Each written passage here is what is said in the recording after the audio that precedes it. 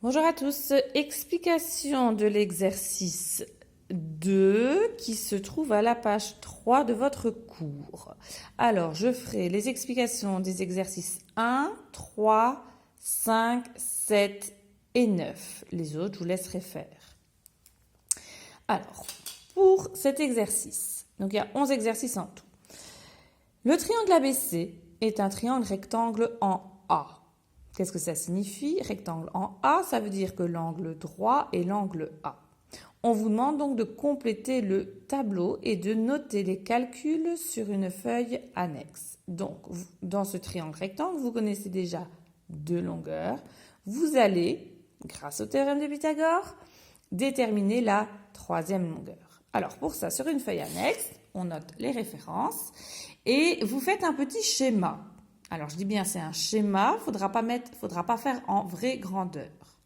Donc, on trace un triangle ABC, rectangle en A. Ça veut dire que l'angle droit, c'est le A. Et puis, vous mettez B et C comme vous voulez. Moi, je vais mettre B ici et C là. Je note ensuite une longueur que je connais. Je sais que AB vaut 5 et que BC vaut 13. Donc, je note 5 et BC vaut 13. C'est bien un schéma, je ne vais pas le faire en vraie grandeur. Eh bien, nous, on cherche quoi? On cherche la longueur AC. Comment? Par le théorème de Pythagore. Alors, le théorème de Pythagore, il dit que le carré de l'hypoténuse, donc que BC au carré, est égal à la somme des carrés des deux autres côtés, c'est-à-dire AB au carré plus AC au carré. Mais je connais déjà deux de ces trois longueurs. Celle-là, c'est celle que je cherche, AC. Donc, je remplace BC parce que je connais. Je sais que BC vaut 13. Donc, on pourra écrire que 13 au carré est égal à la longueur AB, c'est-à-dire 5 que j'élève au carré, plus ma longueur AC carré que je recherche. Alors, pour trouver ma longueur AC carré, je vais résoudre ça comme une équation. C'est comme si ceci, c'était x, mon inconnu. Ce qui veut dire qu'à chaque ligne de résolution, je ne dois pas perdre mon inconnu. Je vais devoir toujours voir apparaître AC. Je ne peux pas le perdre. Je commence par calculer. 13 au carré, 169 est égal à 25 plus AC carré. Si ceci est mon inconnu, je cherche à l'isoler et donc je cherche à me débarrasser de ceci. Je vais le faire passer de l'autre côté de l'égalité. Donc je vais enlever 25 dans le membre de droite et enlever 25 dans le membre de gauche. J'obtiens donc que AC carré, si j'enlève les 25, à droite j'enlève les 25 à gauche, j'obtiens que AC carré est égal à 144.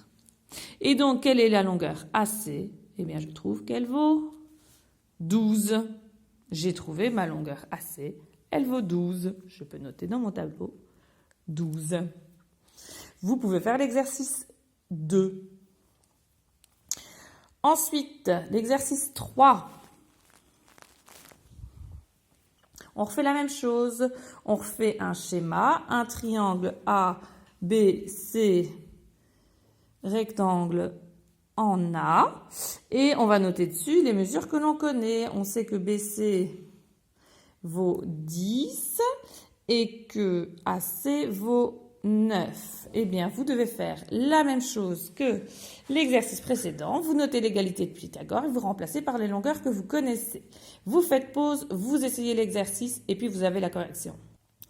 Correction donc.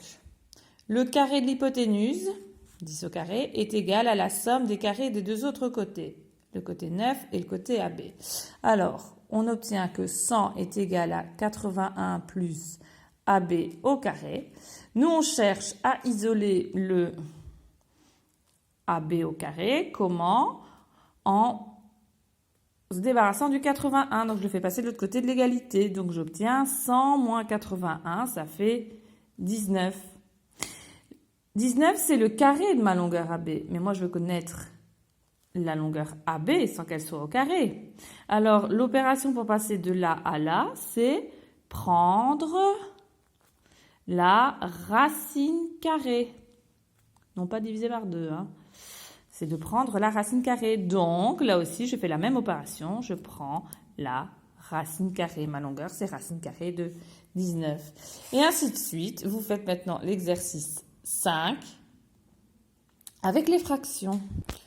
Correction de l'exercice 5. Alors, si vous n'obtenez pas la même réponse que moi, c'est peut-être parce que votre triangle n'est pas rectangle en A. Vous êtes peut-être trompé, vous avez oublié.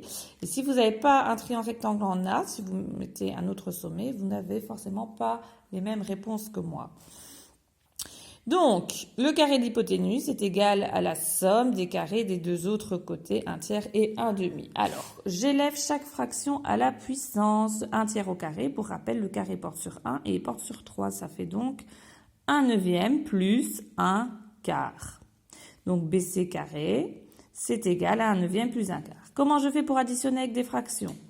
Eh bien, je les mets au même dénominateur. Quel est le dénominateur commun entre 9 et 4? C'est 36. Donc, pour passer de 9 à 36, j'ai fait x 4. Donc, je fais x 4 au numérateur. Pour passer de 4 à 36, j'ai fait x 9. Donc, je fais x 9 au numérateur. J'obtiens donc ainsi 13 36e. Donc, BC carré est égal à 13 36e. Que vaut donc BC? B de là à là, je fais l'opération prendre la racine carrée. Donc, c'est la racine carrée de ma fraction 13 36e. Si vous avez obtenu ceci, c'est très bien. Sachez maintenant qu'il y a une autre façon d'écrire cette racine carrée. Le 36 est un nombre carré. On peut peut-être le sortir de la racine. La racine carrée de 36, c'est 6. Donc, mon dénominateur est un nombre entier, 6. Mon numérateur, quant à lui, reste une racine carrée, 13. Et je fais bien attention de faire une grande barre de fraction, d'accord? La racine carrée ne porte que sur le numérateur. Il ne s'agirait pas d'aller m'écrire ceci, d'accord? Faire une barre de fraction, pardon, qui est toute petite et dire que mon 6 est à l'intérieur de la racine carrée. C'est faux, hein? Donc le 6, cette fois, il est bien à l'extérieur de la racine carrée. À vous maintenant l'exercice 7. Alors pour l'exercice 7, vous avez des longueurs racine carrée. Petit mot d'explication lorsque vous devrez les élever au carré. Alors si je prends racine de 2 au carré, hein, comment faire pour calculer ceci à l'exercice 7? On a déjà vu la notion, hein. Le carré, si je vous dis A carré, c'est en fait un produit. Je multiplie A par A. Donc, si je décompose racine de 2 au carré, je fais racine de 2 fois racine de 2. D'accord? Et par définition, ceci, ça me donne 2. C'est ce qu'on avait vu au départ. Racine carrée de 8 fois racine carrée de 8. Par définition, ça vaut 8. C'était la définition d'une racine carrée. D'accord? Donc, si je vous dis la racine carrée de 17 au carré, eh bien, ça me donnera 17. C'est un peu comme si le carré annulait la racine carrée. Maintenant, pour l'exercice 9, vous aurez des longueurs 3 racines de 2 que vous serez amené à élever au carré également. Alors, comment ça fonctionne d'élever au carré 3 racines de 2, hein, si je veux calculer ça? Eh bien, ça, c'est le carré d'un produit. D'accord? Vous avez vu en deuxième. Le carré d'un produit, eh bien le carré porté sur chaque facteur, il porte à la fois sur le A et sur le B. Mais c'est la même chose ici, le carré porte sur le 3 et sur la racine carrée de 2. Donc, premier cas, ça me donne 9. Et la racine de 2 au carré, on a vu juste au-dessus que ça vaut tout simplement 2. Donc, le tout, ça va me donner 18. OK ? Et vous avez le même principe ici pour 2 racines de 2. Si vous voulez l'élever au carré, eh bien, le carré porte sur le premier entier 2 qui va donner 4 fois. Il y a un fois ici entre les deux. La racine de 2 au carré, ça donne 2. Donc ça donnerait 8. Voilà. Je vous laisse maintenant faire seuls les exercices 7, 9 et 11 aussi, et je les corrige avec vous.